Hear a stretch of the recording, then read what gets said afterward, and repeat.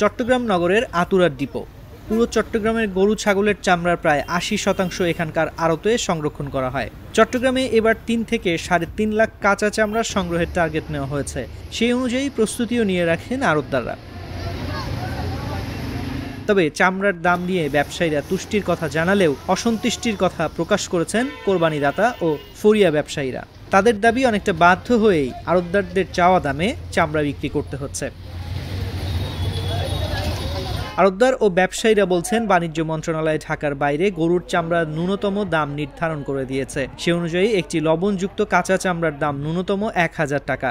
সরকার ঘোষিত দরে কাঁচা চামড়া প্রক্রিয়াজাত খরচ সহ হিসাব করে দর নির্ধারণ করায় আড়তদাররা আকারভেদে ৩০০ থেকে ৪০০ টাকার চেয়ে বেশি দামে চামড়া কেনায় খরচ করতে পারবেন না।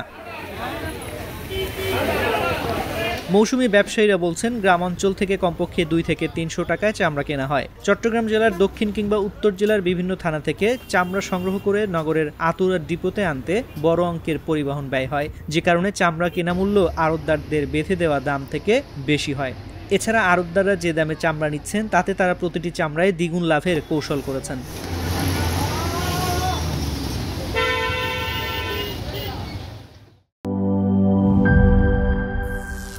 করিম চাচা, আপনার প্রিয় মানুষদের কখনো বিপদে ফেলতে চাইবেন না স্যার। তাহলে আমাদের বিপদে রাখা কি ঠিক হচ্ছে?